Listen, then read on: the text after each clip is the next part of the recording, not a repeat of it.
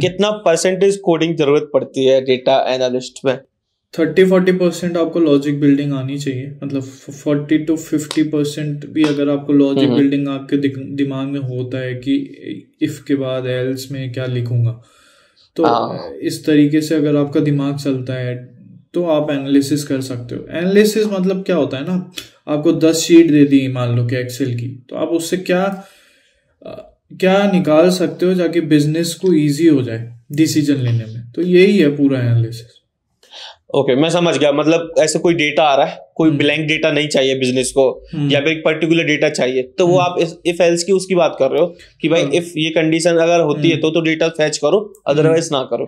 हाँ, मतलब कोई कॉलम की भी अगर मैं बात कर लूँ, जैसे आपको कोई कैलकुलेटेड कॉलम चाहिए, रिक्वायरमेंट ही ऐसी है कि इसमें अगर इतना परसेंट आए तब ये मेरा रिजल्ट आए, ठीक है ना। मतलब मान लो कि कोई सेल्स का डेटा है, तो सेल्स इतनी हो रही है तभी वो टॉप सेल रीजन में आए। तो ये आपका थोड़ा लॉजिक माइंड होना चाहिए बेसिकली, और ये धीरे धीरे काम करके प्रैक्टिस के संग स्किल्स बढ़ाते बढ़ाते आ जाता है। ऐसा कुछ डिफिकल्ट नहीं है, इसलिए मैंने बोला कि लो एंट्री बैरियर है अगर आप दूसरी कोडिंग लैंग्वेज और पाइथन और जैसे पाइथन या जावा इन लोगों से कंपेयर करोगे तो।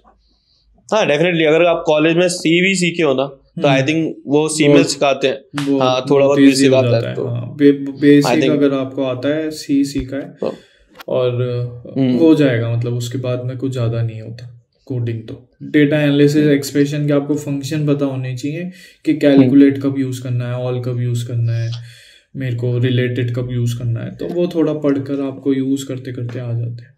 करेक्ट। आई थिंक मुझे लगता है ना, स्टार्टिंग में तो कोई नहीं यूज करता है एक साथ सब चीज। जब आप धीरे धीरे काम करना स्टार्ट करते हो तो तुम्हें पता होना चाहिए, अच्छा यहाँ पे कैलकुलेट हम यूज कर सकते हैं, देन उसके अकॉर्डिंग सारी चीजें यूज होना स्टार्ट हो जाती हैं। करेक्ट। और एआई टूल्स भी आ गए हैं जो जिसने काफी, मैं बोलता हूँ कि लाइफ इजी तो बना दी है।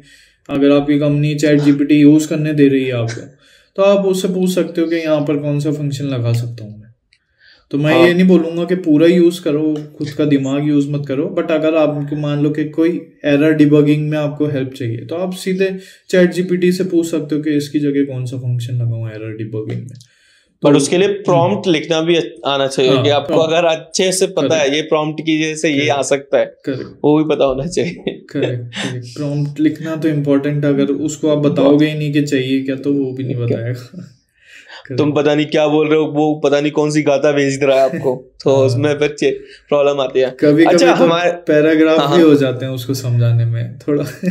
एग्जैक्टली पूरा सिनेरियो देना पड़ता है। अच्छा ये चाहिए, इसके बाद हमें ये हो रहा है, ये इसके बाद ये हो रहा है, अब आप आंसर दो। आई थिंक चैट जीपीटी काम आता है, बट उन लोगों के लिए जो प्रॉपर उसको फॉलो करते हैं। बहुत सारे लोग क्या करते हैं, कॉपी पेस्ट कर देते हैं, समझते नहीं क्या लिख के दिया इसमें, तो फिर वो लोग, उनका कोई सेंस नहीं बनता। आई थिंक वो वेस्ट ऑफ टाइम ही है। ना तो आप आउटपुट निकाल के दोगे, टाइम वेस्ट ही करोगे उसको यूज करके। टाइम वेस्ट इसलिए है ना क्योंकि मान लो कि उसको आपने बताया कुछ और, वो कुछ और दे रहा है और आप कुछ और बता रहे हो, तो वो पूरा एक मैस ही है एक तरीके से। बट अगर आपको एक लाइन में प्रॉम्प्ट लिखना आ गया ढंग से, तो आप बता सकते हो कि हाँ इट्स गुड। और अगर आपको एआई यूज करना ठीक से आ गया ना, तो आप मैं बोलता हूँ कि 30-40% लोगों से तो आप ऐसे ही आगे निकल जाओगे यूज डेफिनेटली। क्योंकि हाँ, एक तो एफिशिएंसी अच्छी हो जाएगी काम करने की, एंड स्पीड भी फास्ट हो जाएगी। अगर आप किसी काम को 3 दिन लगा रहे हो, तो आई थिंक वो